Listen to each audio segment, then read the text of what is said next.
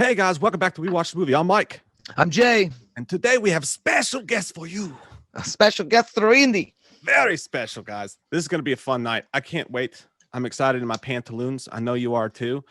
Tonight we're having Andi Matichak from Halloween on the show. Halloween Kills, and Son, which is going to be out on March the 5th, which you're going to want to see. That's all we can say about that one. You're going to want to watch it. Mm-hmm. Andi should be joining us any second now, and we cannot wait. There she is. Andi Matichak, everybody. Yeah! Hey guys. Hi. You look so familiar. Were you in some? You guys do too. Oh. I feel like I've seen your faces so many times. It's nice to officially kind of meet you. Hold on, I'm gonna hide my self-view because this is just not fun to look at. Oh, trust me. You should edit your own videos. You end up hating yourself completely. It's true. Yeah, watch 90 minutes of you on a screen. You want to die inside. You look better than we do. That's 100% No, we have true. A village at least.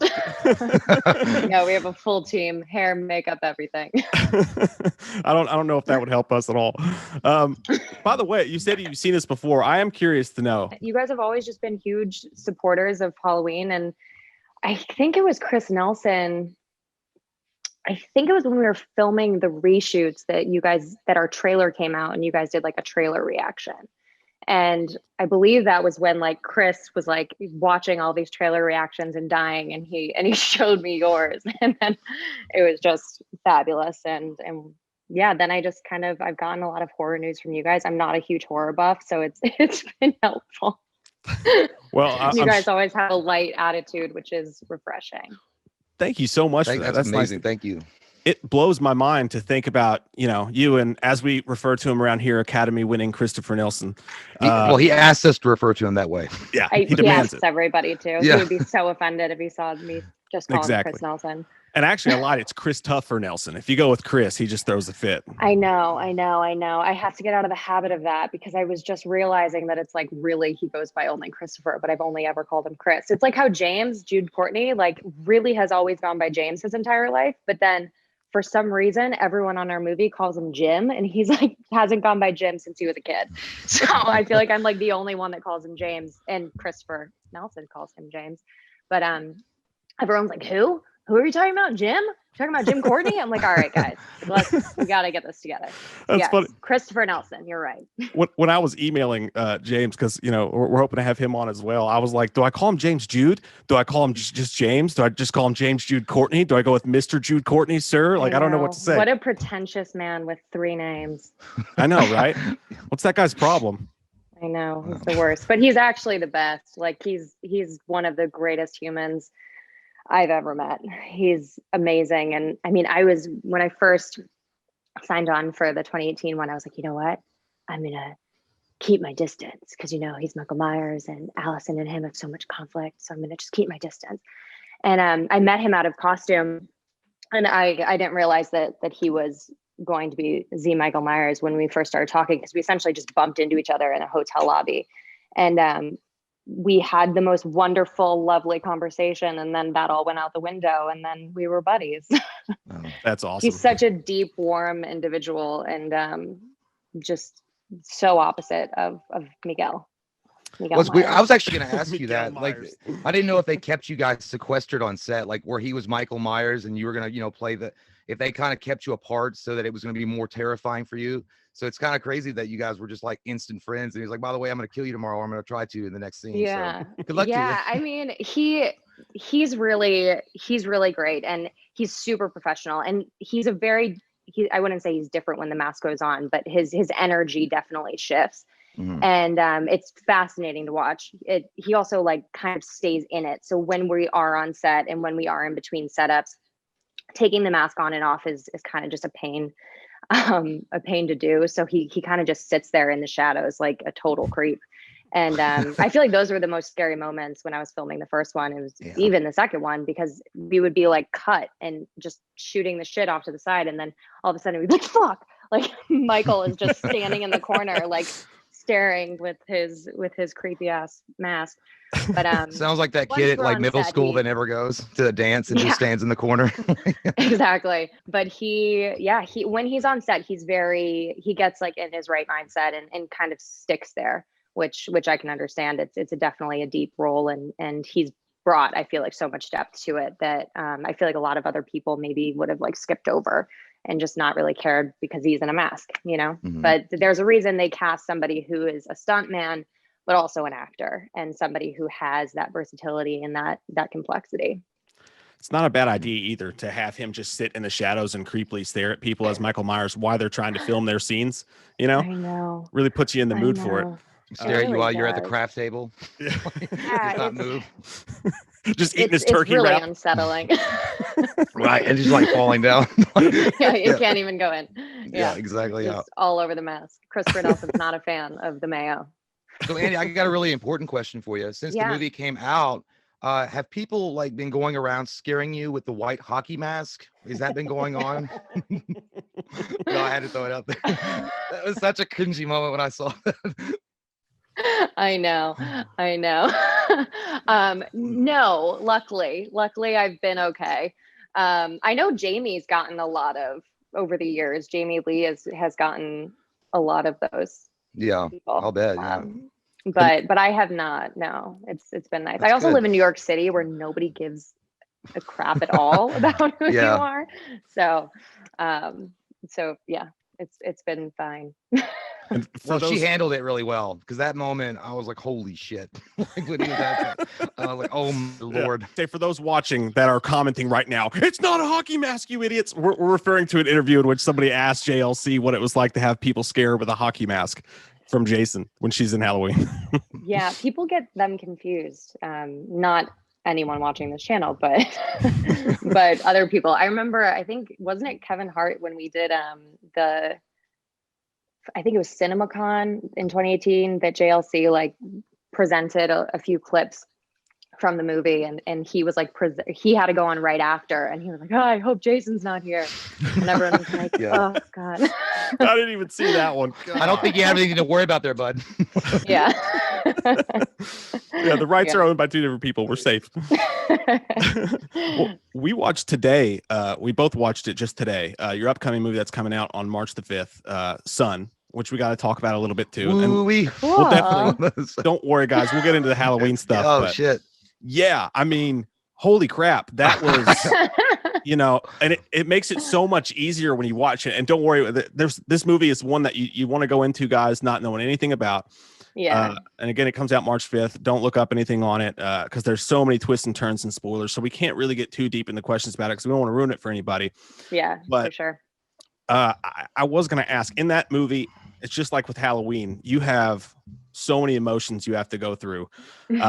One thing in Halloween, you got a big fucking boogeyman chasing you around everywhere. And then in this movie, you're a mom having to watch her son just go through horrible stuff. So constantly in the movie, you're just in anguish and you're just having to, the entire running time, just put forth these extremely deep emotions. Does that ever like just tire you out? Do you get home and you're like, Jesus Christ, I'm so sick of being sad? And B, how the hell do you just cry like that on a drop in a scene? Oh God. Well, yeah, it's tiring. It can be very tiring. But you know, I'm really fortunate that, especially in Son, I was working with people, and Luke, the kid who plays my son in Son, is fabulous. And it's so easy to just be present with him. And it made my job honestly so much easier if I was like actually just sitting in the scene and breathing and listening and paying attention to the kid and just trying to react as a mother would and act in his best interest. Kind of that comes through. And you know, it was a tough push and pull because you never want your kid to see you in anguish. So I kind of made a pact with the director where it was Ivan Kavanagh, who's brilliant. He's a brilliant Irish filmmaker, that anytime you would like see that type of emotion, that it would be when he was not looking, or when, you know, it was a moment to herself or something, just so we could actually justify it. But yeah, I mean, it's definitely tiring. I think that my brand, the thing that scares me the most is like cult demon shit. I'll say an end to that. Yeah, that's like Michael Myers is terrifying. Like he's absolutely terrifying. But demons and cults. I mean, I'm an Irish girl from the Midwest, or I'm a Catholic girl from the Midwest. Like terrifying. I had like a rosary on, like always with me that my mom had given me, and I saged my apartment when I got home. So I'm lucky I was tired, because otherwise I wouldn't have slept. That shit always scares me. Like the supernatural stuff, like the stalker stuff, like the boogeyman, the Jasons, the Michael Myers. I can deal with that stuff, but you throw some demon mix in there. Like leaving the set, I would have to bathe in holy water in a Catholic church like every friggin' night. There's no friggin' way, because I saw some of those moments in there and it was freaking me out bad. Like, and I was just like, holy shit. Because I mean, I wasn't expecting, I was watching hoping it was good, but then there were moments and I was like, fuck, like that's actually happening right now. Oh my Lord. Like, but yeah, it was intense. I mean, did it read like that on the script, or like, had you read the script and you like, holy shit, it's scary, but then when you're on set, it's got to be a whole different like level? Yeah, I mean, one of the things that Ivan is brilliant at, and our DP peers, they know how to create an atmosphere unlike anyone else. And the atmosphere that they were able to create in the little towns that we filmed in Mississippi, I think just added to all of that. But yeah, I mean, it was a lot. It was a lot and it definitely read like that on the page. Ivan, actually, when he had his first kid, there were some complications. It was not an easy birth. There was a lot of health issues in the first few weeks of his kid being alive, and they weren't sure he was going to make it. And like in those sleepless nights, and in, just like the devastation of you're so excited that you just had a baby, but then at the same time, you don't know what's going to happen, or if it's going to be taken away from you. And those nights is when he actually wrote this script.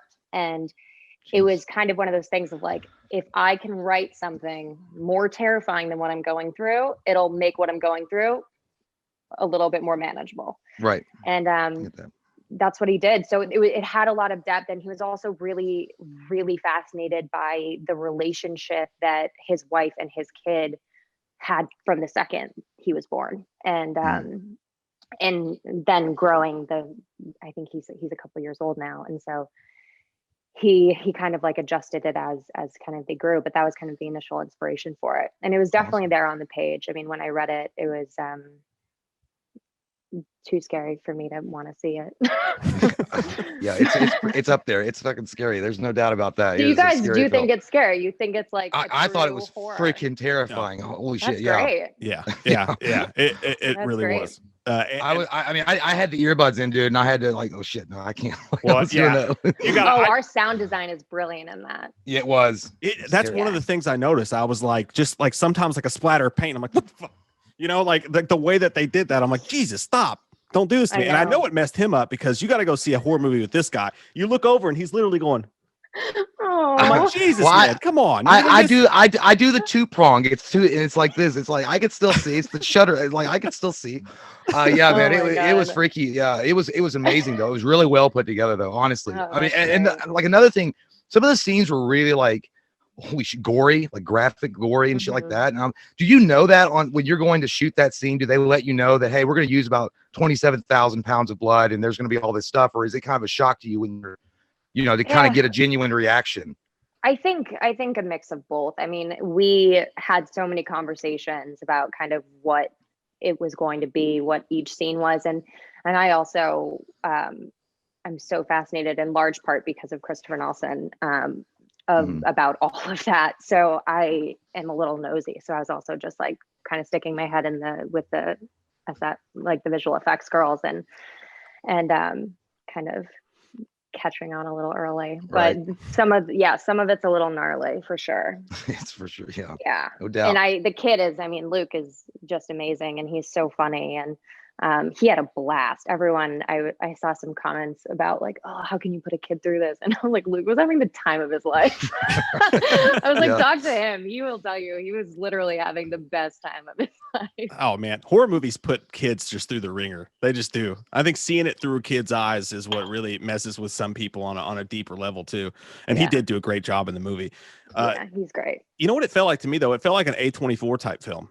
and I know that they didn't like produce it, but if you've seen a lot of those, I know you say you're not a big Yeah. horror buff, but those are, Yeah.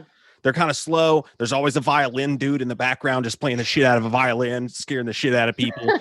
And then they just hit you with the shit at the end. And it was honestly, it was really surprising with the veins that, they had. Like, it felt like an A24 film. That's great.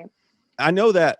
So Jamie Lee Curtis, early in her career, she started with Halloween, and there was Prom Night and stuff like that. And she famously said that, she purposely went away from the horror genre after a couple of movies because she didn't want to get typecast, like so many actors do.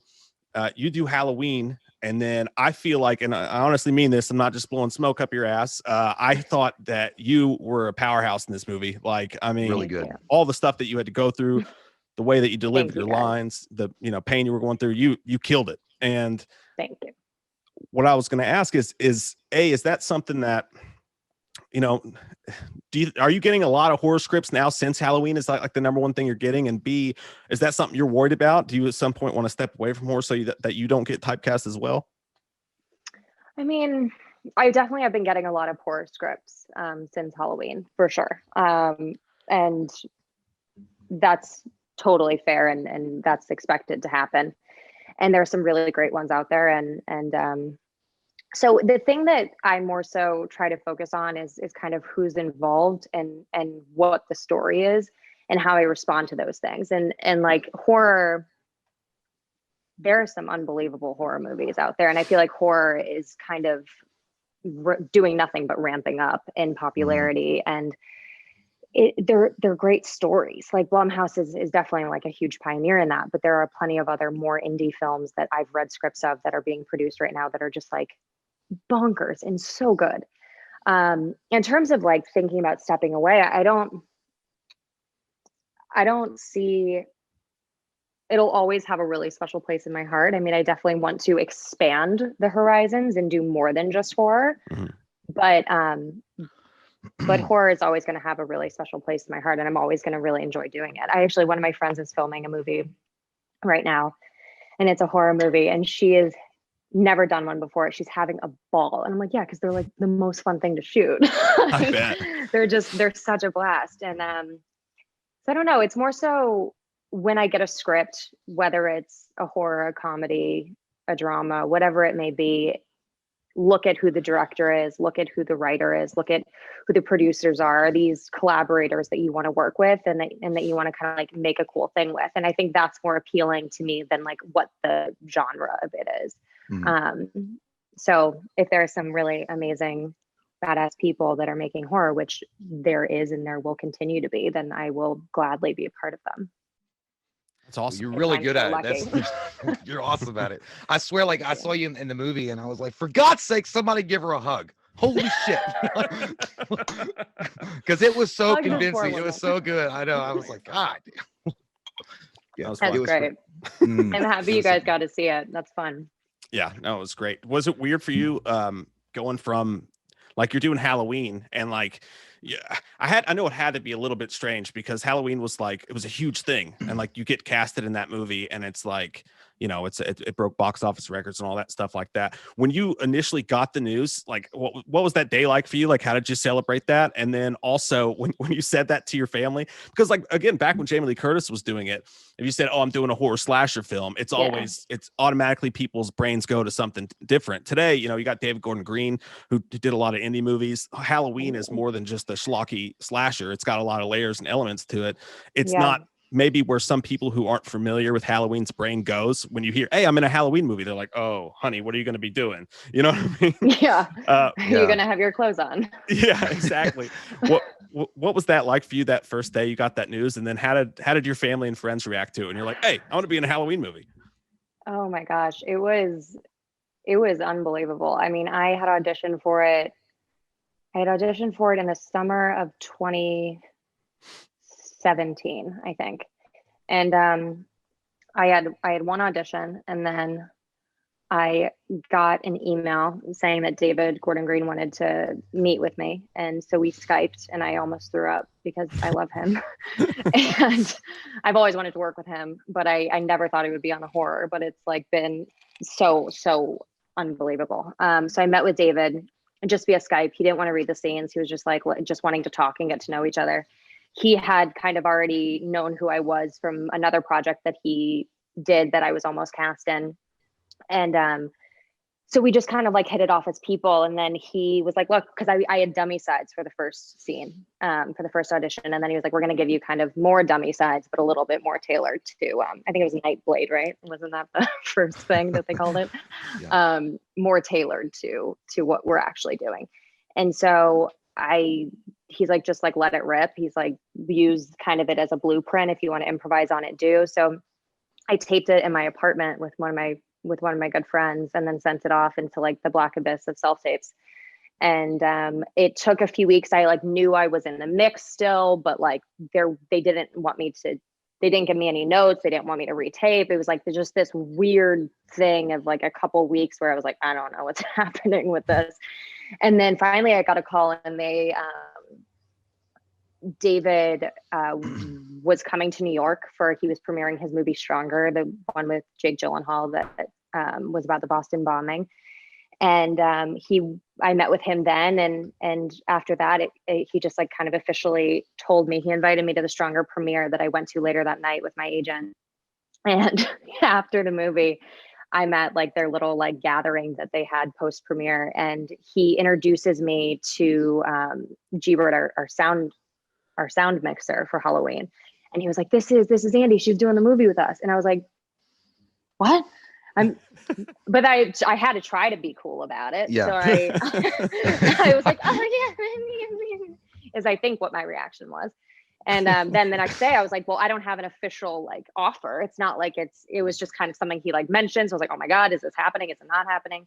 And then finally the next day in the afternoon, I think it was a Friday, I was on like a walk with my husband and my dogs, and I got a call saying I like officially booked it. And it was so like, just, I mean, I was so happy, obviously, but it was like just a weird calm. Like the sun was setting, we were like on this beautiful trail in the mountains, and it was just like so perfect. And we were just like, wow, okay. Because it was such a long process to get there. I mean, it had been like months at that point. So it was like so relieving, and also just like, oh my God, now I actually have to do this. So I was thrilled. It was nice to kind of sit in that moment with just like my immediate little group without telling anybody, and really kind of like enjoy that. And I did that for a couple hours. And then finally I called my parents and my sister and my friends, even though I wasn't allowed to tell anyone. I told them anyway. Hey, man, you did way better with that than I. If David Gordon Green had said, "Oh yeah, she's gonna be my new movie," I'd have followed him around all night and waited for I was like, so anyway, what you were saying, is that like legit? Like, can you tell me now? Yeah, exactly. No, it's bad. So everyone was thrilled. I mean, they all known that I was like in the mix heavily for it, and I mean, you audition so much, and you rarely get them. So you kind of always have this like distant approach to like not get your heart broken that many times. And so they were all so thrilled. I mean, my mom was initially just scared shitless because she's terrified of Michael Myers. Halloween is like the one horror movie that she saw, and it made her never watch horror again because it was so terrifying. So she was definitely terrified about it, but she was really excited. And my dad's obviously like obsessed with Jamie Lee, so he was like, oh my God. Yeah. That's awesome. Yeah. That's but everyone was thrilled, and no, there was like no like stigma around it with anyone that I was close with. I definitely did have to tell people that I was keeping my clothes on just to kind of alleviate. Did you have any idea like the rampant fandom around the film going into it at all? Like, I mean, I know you probably heard of Halloween or whatever, but never like the holy, Cocoa for Cocoa Puffs kind of shit. Yeah. It's pretty intense. I definitely wasn't immersed in that culture for sure. No. I knew that it was obviously like one of the most, if not the most beloved horror movie of all times. But no, I did not really kind of meet the gang until I was signed on. And then there was a solid few months that nobody knew, and they didn't announce that I had come on yet. So it was like this like weird little insular secret that I was like low key convinced wasn't happening, and I was like, they're going to recast me like before they announced. That's why they're not announcing it. But it was weird. And then once it was announced, I remember it was just like it got intense. Yeah, I can imagine Jamie Lee saying, you know, "Buckle up, kid, you're in for a ride." Oh yeah, she did. Yeah, I can imagine. Yeah, 100%. Yeah, But she definitely has been a big mentor. But I bet. Yeah. Was she cool on set? She seems like she'd be a great person to work with. yeah, I mean, she's an unbelievable person just to have in your, like, to know, much less Yeah. to work with, because she's a badass, man. Like Mhm. I remember the original fight sequence that was the original end to 2018 was like a hand-to-hand combat with her and Michael. And she threw down every single take. I think that there were upwards of 40 takes. If you guys have James on, I'm sure he'll tell you this story. But Jamie did all of her own stunts. She did everything with James, and she hit him in the exact same place every single time, like never missed a mark. Shit. She was unbelievable, and she was throwing her body on the ground, picking herself back up, and she was then like right away like, let's go again. And her work ethic and her commitment is just so next level, and she's just so incredibly generous. My first scene with her in 2018 was the diner scene. Mm-hmm. And even for my coverage, she was going all out like she was for her takes. And I was like, that is just you being a really generous human being, because you didn't have to do that. Awesome. Yeah. Like, for my 100%. coverage, it's like just this, like you could have phoned it in for sure, or at least backed off a little bit. But she really is so present, and she's great. Beating the shit out of James Jude Courtney. Even James Jude was like, God damn, okay. God, can we, like, David, we got it, move on. Yeah. Can we call it cut? Like, it hurts, yo. Jesus. I read about you today that you had a full ride to go to South Florida playing soccer. Is that correct? Ooh. I did. Yeah, That's I crazy. did. And then you decided, no, says I will do what I want to do. And I'm going to go to New York. No, says I. I'm going to start acting, you know? Yeah. But, Yeah. you know, you can do the physical stuff. I mean, you're clearly an athlete. What was the most crazy physical thing that you've done so far in between these two movies? Kills. Yeah. Mm-hmm. Well, I just ran around a bunch in the first one, in Halloween. I ran around in the woods.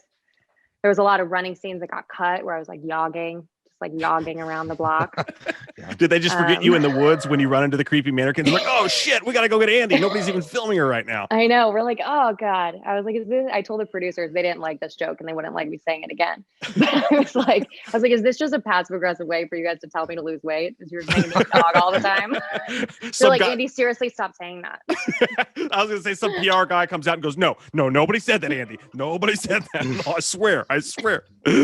Yeah. Are you looking forward to being able to actually, like, I mean, you did get to stab Michael a couple times at the end of Halloween. You got a couple shots in there. Got a couple. Are you looking forward to actually like being able to hit James Jude yourself when you're on there? If that's what they wrote, I don't know. Yeah, that all true. Shashola! I didn't think about that. That was not on purpose. Wasn't trying to squeeze it out of you. Like, oh yeah, by the way, when I beheaded Michael Myers at the end of Halloween Kills, it was fucking crazy, guys. We're not that sneaky, I promise. Listen, I'm just gonna say this. Like, one of the scenes in Halloween 2018 that pissed me off the most. It was a great fucking movie. We loved it. Tell me. Yeah, I gotta tell you. When that asshole threw your iPhone 6000 in that fucking pudding and it was still ringing, that's some bullshit. I was pissed then because he just made out with Cheetah Chica. And then he like throws, like, I was like, God damn, but if that had been a flip phone or one of those old school Nokia, it would have repelled that pudding. But yeah, for some reason that stuck with me. I get it. I mean, it was a dick move. It's actually nacho cheese to put this to rest. There you go. Yes. Put it to rest. Yes. Put it to rest. I shit you not. When I was first looking up questions to ask you, I really wanted to just be like, was that banana pudding? Like, what was it? And I was like, that's a stupid fucking question, Mike. Don't ask that question. Dude, I just watched that again last week and I was like, that's fucking pudding. And I was like, but it could be fondue. Like pudding for sure. It could be fun. It's a very boozy school dance. It's weird what you focus in on. It's a Halloween film, and all you could care about was what was in the fucking bowl. No, it's like the phone just like reverberates off of it. It was so disgusting. I'm happy I wasn't the one that had to fish it out, but He was a great bad guy too. The guy, the Cameron. Oh my God, he was so good. Dylan is great. I'm happy he comes back. Back for the second one, so you guys can actually either he redeems himself or not, but you guys will be able to closure. Get to know him. Yeah, get some closure. Get some closure. Yeah. Yeah, we need some closure. But yeah, the nacho cheese was disgusting. I remember it actually was nacho cheese, so it smelled horrible. And we only had a couple of phones, so like at a certain point they just had to start cleaning them off. But then like for half the scene I'm like this, so it like I'm just breathing in this shit, yeah, like that, cheese. Got that dry fume going. Oh my goodness. Oh God. Yeah, not ideal. Definitely not ideal. I remember there was one take where after David I think told Dylan to just like mess with me. And so after he throws it in, he goes, "That's nacho phone." And I almost peed my pants laughing. Oh no. I kind of wish they would have left that in there. Nacho phone no more. That would actually been perfect for him. Not your phone. I guess you're not going to get that call. Yeah, exactly. It at least makes you like kind of like him a little bit more because he's a funny one. But Dylan's great. You guys will like him in the next one. I was going to say, I saw in the deleted scenes, you guys had a little bit more of a deeper relationship where he was sort of apologizing before the cop showed up. And I felt like, okay, well, there's got to be something more they want to, do there. Did you, by the way, so like you have to prepare for Halloween, right? And this is a two-parter because this is just a personal question for me, just like being an actress when you're going to have to scream in a movie. So like I, shittily play music sometimes. And when I'm doing it, I want to make sure no one's home and no one can hear me just absolutely murdering songs that I'm trying to work on. So you have to scream in a movie, right? So you got to practice that, right? Probably at least. So you're in your house and you're like, I have to get this scream down. Do you like tell your husband, like take the dogs out? Do you like let the neighbors know? Like, where do you go to scream? Yeah. I did it for the first time on set and I was like, it was one of those things where I was like, I'm either going to fail miserably at this or I'm going to make it work, but I have to rip off the Band-Aid and I feel like I'm better under pressure. So let's just give it my all. And I think I had seen Jamie do something where she screamed like right before. So I was like, all right, that's what I'm gonna try to just emulate what Miss Curtis did. But I really just kind of like let it rip on the first one. You can't do much about it. You just got to try to be as loud as you possibly can. The first scene that I screamed that I filmed was actually when I was running through all the houses with that like sick like oh yeah, that's thing. Badass. Yeah, that was great. Yeah. Do they pipe the music in for you guys ever? Do you guys hear the music? Oh, no. Damn, they don't do that? No.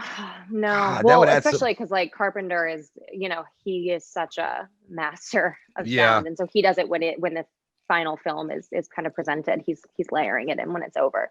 I was like, oh yeah, they can totally hear the music when they're running around and shit. It's like, no, they can't. I know. I wish you could. It would definitely make it better. But that's where like I always have my headphones and in between takes I can kind of set the tone. Listen, some Thunderstruck, get it going there. Yeah, just anything to just make me really anxious. Yeah, there you go. Like fire starter. Like, oh, that's a good one. That is a good one. Maybe smack my bitch up or get you going. Yeah, for sure. That's what James Jude Courtney was listening to in the corner while I was eating his turkey wrap. Have you seen Kills? Yeah. Have you had a chance to watch it? I've not seen the film in its entirety. I've seen David shown me some clips and some like sequences of things, but I haven't seen the full film. And I have not. Everything I saw was a temporary score as well. So I don't know Carpenter's sound, which to be fair, I kind of don't want to. It's like like to see it in a theater. Hopefully we can see it in a theater. Yeah. With just the sound is going to be epic, and I don't really want to do it. Whoever you're going with, like, dude, did you hear that? Oh my God, it's going to get good. It's going to get spicy. So you had to be super bummed about them pushing it out, at least, I mean, it was, I wasn't that bummed, if I'm going to be honest. And the reason is because I would really love if we could see it in a theater. And then this past October, there's no way we could. Yeah. So it's like this film, especially, I would have been more okay if this was 2018 and that needed to go to VOD, fine. It's like, yes, it still is a huge bummer, but that type of scale of a movie is at least like okay on your home screen. Yeah. Kills deserves to be in a theater. It's so epic. It's so big. It's so intense. You need to see it on a big screen, and you need to have the sound around you. And I mean, I wish if hopefully we can have an audience around you, like just that entire community experience is, I think, what will make it even more kind of special. Yeah. Was there a So moment? I wasn't that bummed. Oh, okay. Well, that's good to know. Yeah, I want to see it in the it. theater too. I'm really hoping to. Yeah. And it kind of looks like we're going to get both, maybe. Like they might just put it in the theater and VOD, or VOD a couple days later or something. But at least you'll have the opportunity now to see it in the theater. We're still a while away. It's February, so we just don't know. Exactly. Was there a moment when you're on this set of Kills though, and you were like, because I mean that's what everybody said. I think that's pretty much common knowledge at this point. Like Carpenter and everybody's like, this one's fucking wild, dude. It's gonna be crazy as shit. Like they are saying that, and they look just like that when they say it. And if you get John Carpenter to do that, he's always like, I don't give a shit. You know, you got some. But was there a moment when you were on set, and you don't have to say what the moment was, obviously, but like, no, of course. Was there at some point where you were filming and where you were like, God damn, this is going to be fucking wild? Yeah. I mean, honestly, when I read the script, I was like, whoa. All right. Like, let's go. Like, it's ambitious as hell, but we pull it off and it's going to be unreal. And when we were on set, you know, you got the energy that we were at least pulling it off. So it's a pretty epic movie. And there were a couple scenes where I was just like looking around like, I cannot believe that I get to do this. And I'm not paying to be here. Like they're paying me to be here. Like this is just not real. Just wiping blood off your face. Like, this is awesome. Yeah, this is I the know. best. And you guys got to see some of it with the teaser. It's not much, but even you kind of got like a tease of the mob and all that, which those scenes I think also were just like, so like just intense. Cannot did David Gordon Green kill you guys to know I know everything? Yes, it fucking it pisses me off. No, I want to know.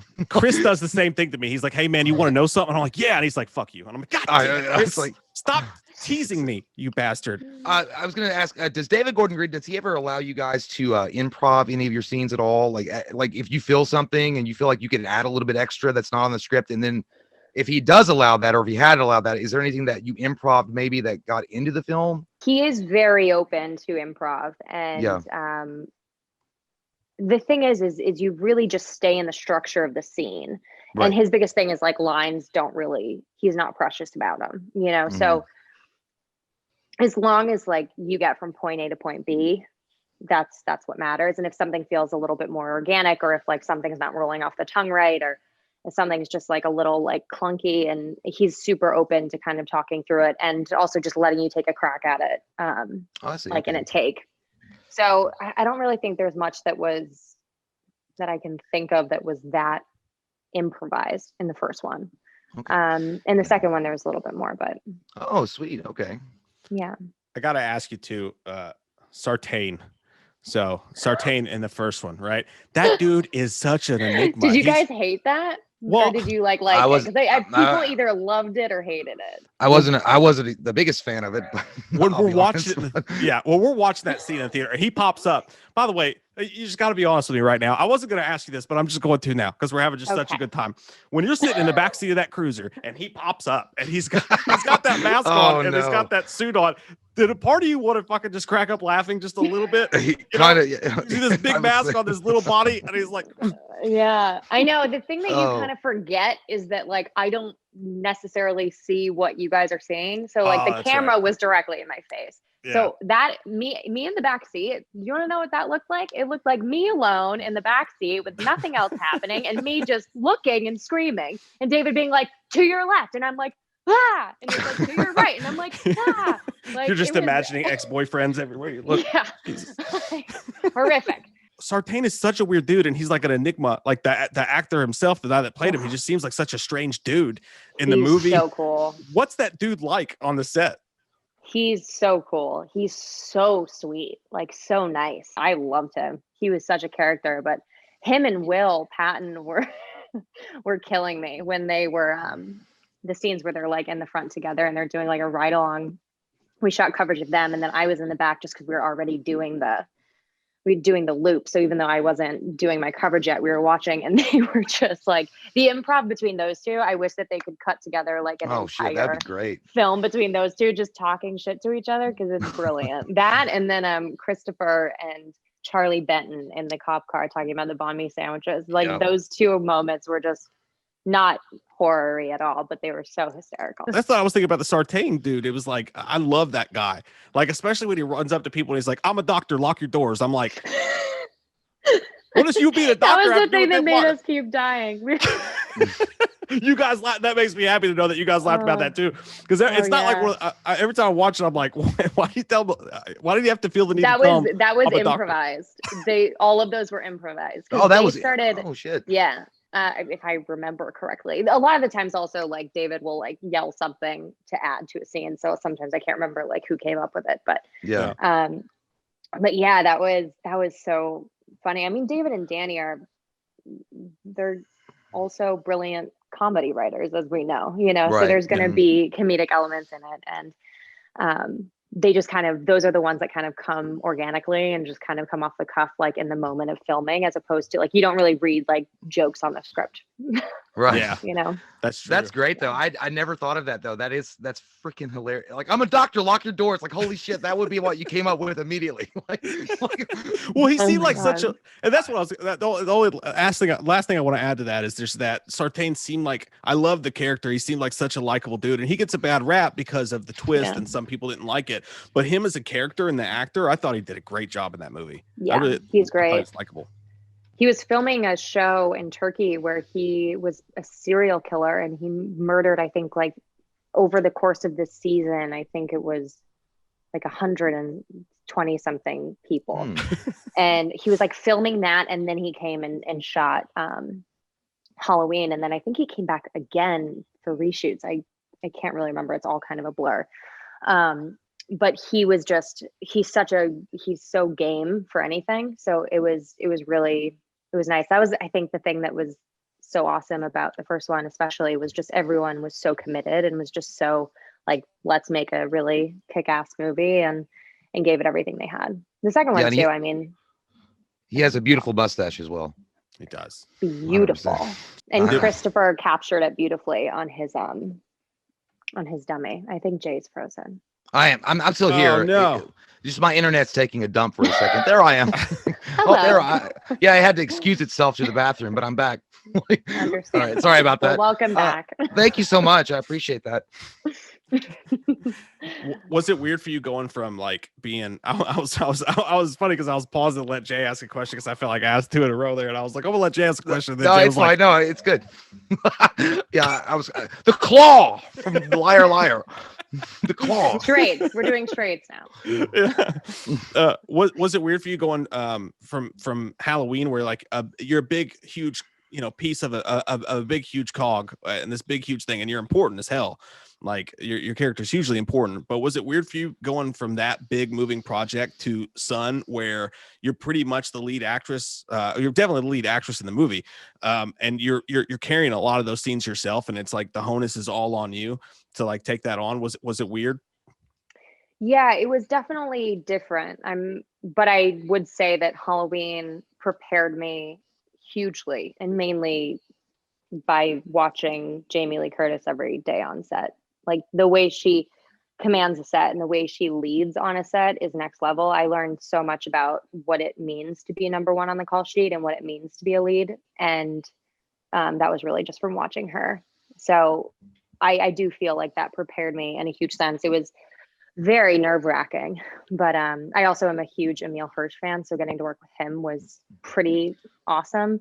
And so, yeah, I mean, it's such a cool group of people that I was trying to, when I'm going into projects and I'm nervous, this happened with Halloween too. I was like, God, I can't believe like I'm such a fraud. How am I cast in this? How is this happening? And then I'm like, at the end of the day, David Gordon Green and Danny McBride and Jason Blum and all these people, like they signed on for me to be a part of this. So there's no way I fooled these people. Like if they can trust me to do this, I should be able to trust me to do this. And I kind of have tried to take that mentality in everything I do. And I felt that way with Son as well. And Ivan is a brilliant filmmaker.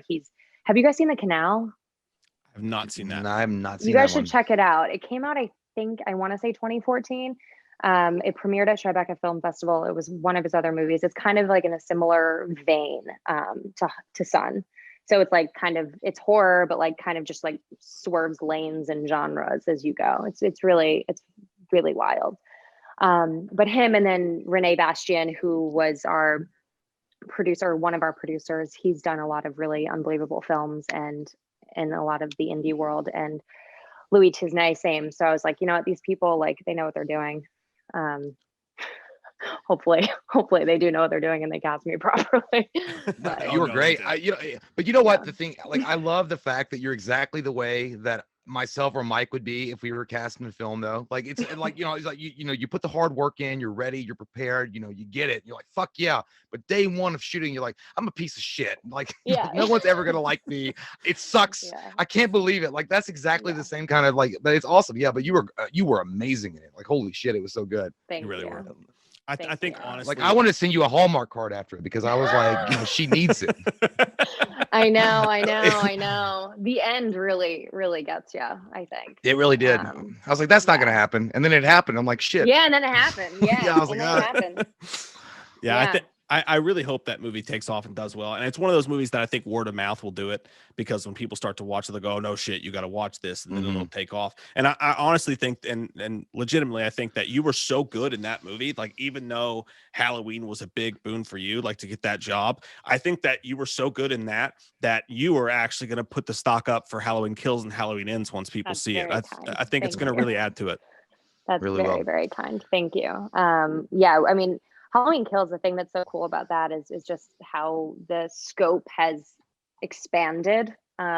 You typically with Halloween, at least with 2018 and with a lot of others, it's just very insular of like, it focuses on Laurie Strode and her little group. And it's almost as if Haddonfield's oblivious. And this is, I feel like, one of the first times where you kind of see that everybody in the town is going through this and how they're responding to it. And it's cool. It's really cool. And to have all those characters come back, that everybody will know or have heard of, but never met yet, makes it kind of all the more fun. So I feel like there's a lot of hype around Kills, but I do think it lives up to it. I'm glad that I want it to go out and branch out a little bit. And I think that hopefully with Halloween Kills ends or, going on from there, that's exactly what they should do. I mean, and you're right. Haddonfield has always been a secondary character.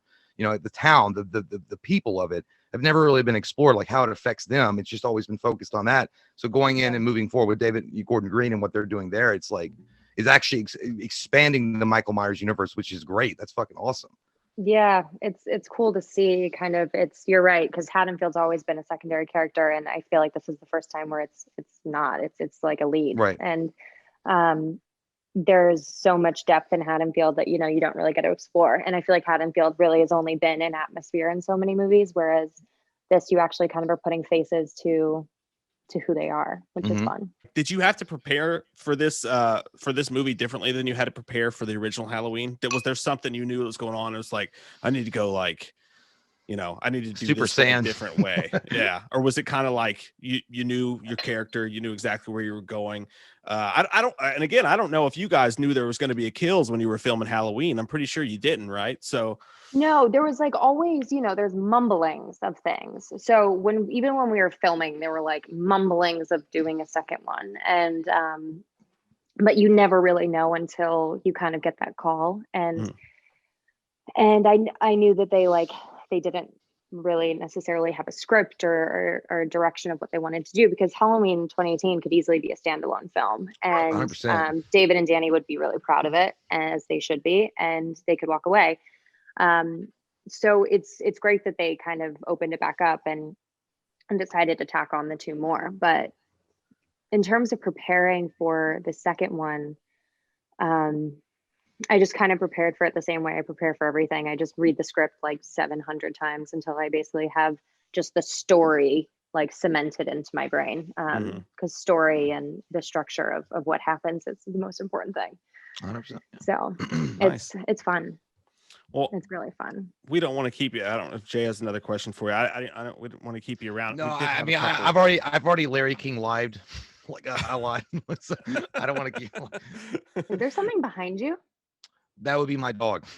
Oh yeah, yeah. He's creepy, isn't it? With the eyes. Did you see his eyes? Yeah, it's some scary shit. I know. Green glowy eyes. Sam? Where is he? Because he looks like he's like at our height. No, he's on a bed. Oh, yeah, I know. Buddy. Did you see his green eyes? Because his green eyes scare the shit out of me. Well, I got to sleep with him tonight after watching fucking Sun. It was scary as shit. Okay. I kind of thought that he was a hairless cat, to be honest. That would but I think it's just that actually scary. yeah. Yeah. So I'm happy it's a dog. Yeah. If you don't care though, a couple questions from that our audience asked.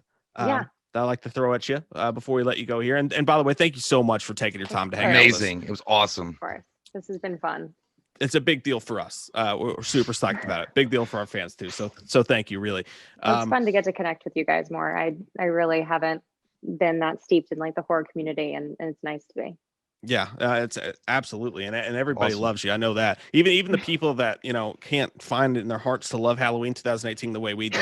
I've never heard an unkind word about Andi Matichak, and that's awesome. That's super cool. That's nice. Josh LaFleur asked. He said, "What was the most difficult thing or scariest thing to do while filming both Halloween 2018 or Halloween Kills?" Dealing with Christopher Nelson, right? Yes. No, I think that one of my favorite things, but also it probably is the scariest, which goes for both films, is actually going into Christopher Nelson's trailer and like seeing all of the not because he's weird, but because he does amazing work. And so all of his like prosthetics and dummies and everything you get to see is just so unbelievably designed. For the 2018 movie, the one that kind of still like haunts me all the time is the dad that had his neck snapped. You remember him? The one that they find at the beginning with the kid in the car. Yeah. Yeah, it has it was so haunting, and he had it set up in this chair that like basically just like bent over this way so that like when you walked in the door it was like staring at you, and he walks out like eating a Twix bar. I'm like, what you think? Yeah. No, you're like fully just waiting for it to move. Like being in his trailer and like around his dummies is just the freakiest thing ever, because they look so human. So human. Yeah. That dude, like, he looked like he died eating a softball. He did. It looked good. Yeah. It was gross. Derek Michael says, "How have the fans embraced you into the horror community, and what's your favorite part of horror fandom so far?" I think the passion is my favorite thing of horror fandom, is just how passionate people are about it, and how everybody has such strong and different opinions, but everyone is also like super willing to hear everyone's opinions, which I feel like in the real world doesn't happen very often. No. So that's really cool. That's one of my favorite things about it. And I mean, I've just essentially just felt the love from them. One of my favorite experiences was we did a screening in Salem, up in Boston, and it was like right around Halloween. And it was just Turk and I, and he was like a keynote speaker at like one of their things right before. And then we screened the movie, and everybody that was in Salem and Massachusetts was just such horror fans. And so that was really cool. And it was a small venue, so we were able to just like stay after and talk to people about the movie and kind of get their input. And it was before anyone else had seen it, really. So that was, I think, one of my favorite experiences with the fans, to get to just actually talk to them, and like they'd already seen the movie. So then we could just like hash it out. And there were people telling me how much they hated Zartan, how much they loved him. Like, that's the thing, is like you get both ends. And so it was, but never with animosity or anything. It's a very like lovely group. That's awesome. That's awesome. It's great. Yeah. Okay. And then just one more, Melody Jane Goss asks, in facing Michael Myers, what was the most intense part of a scene you've played in the movie? Obviously, if it's kills, you can't say, because we're not trying to get you in trouble here. I would say it's kills. Good enough. Okay. Good I like it. enough. I like That's all we need to know. Let the credits roll. Run them. Yeah, Uh, I would say it's killed. Seriously, thank you so much for hanging out with us. We've had a ball talking amazing. to you. Thanks for having us. we'll have to I talk said to you again, us. hopefully. I meant me. I didn't mean us. There's no us. Thanks You for know- having me. You know what the worst thing is whenever I go to the movies and like you go up and you get your popcorn and they're like, hey, enjoy your show. And I'm like, me, you too. And Yeah. I'm like, that guy's not going to see a fucking movie. I do that shit too. It's Mhm. I do that at the airport all the time. Enjoy your flight, you too. And you're not flying. Okay. I'm gonna go now. Jump off. Okay. yeah. No, it's the You worst. just start Or walking enjoy away your really meal awkwardly. at restaurants. That Oh one my happens, god, too. yes, exactly, yes. That I happens want all to the jump time. up really like and walk away awkwardly away from them. Like I didn't say that. I'm going this way. Like that's Yeah, I don't. stupid. Yeah. Oh, this has been awesome. Thank you so much for hanging out with us. And you know what? Thanks for having me. We'll see you at the premiere. You might not see us because we will be social distancing, as they say, 6 states away Yes. from everyone. Where are you guys? We're in by the way? Kentucky. Kentucky. You're in Kentucky. Yeah. I'm born in or raised in the Midwest. So Yeah. no one I cares do about know. us out here. Been to They- Kentucky a lot. yeah. We're gonna be screening it out the Valvoline. Don't worry about it. Hey, well, if you're ever in Kentucky again and you want to do some karaoke, we're your guys. We'll show There you. you Oh around. go. wow. I'm Love it. not very good at karaoke, but I Neither are will we. definitely let you know. Like that's how it goes. Yeah. We'll We'll do. drink terrible beer and sing awful songs Oh. on karaoke. It'll be a good time. Terrible beer is kind of the play. Everywhere you go, Judy Greer does this thing where everywhere we film, anywhere she goes, she has to have just like local beer the whole time. Oh. And it's a great way to try local beer. Yes. It's very fun. Yes. And there's some bad Wilmington ones has too. great beer. Bad ones for sure. Definitely. Oh, I bad bet ones. Wilmington's the kind of place that would have good beer, Like, Great beer. Lexington surprisingly has some pretty good beer too, but Yeah. I don't know. Hmm. Well, anyways, Great well, whiskey. Yes. We know all about it. That's a Thought that was dangerous tea. place, sir. What is that? Are you drinking straight vodka with a fancy straw on our show right Yes. now? It is. Is there Pure- alcohol in that? You could get Pure addicted. vodka. That's what they say. That was a whole but- cup load. Jesus Yep, Christ. it was up to here. Drank it all. I'm Alice hammered. Cooper. What are you going to do on October 31st? What are you gonna do on October 31st? Here comes that white-faced fucker, an asshole like no other. He's a big old piece of shit. Wants to stab your sister's tits cause he's a white-faced fucker. Loomis can't recover. Dr. Challenge drunk again, sleeping with your sister's friends. Do you wanna know about the darkness? I said, God damn. God damn you, Michael. I said, God damn. A lot of people don't know the darkness that goes inside their hearts. I said, God damn. God damn you, Michael.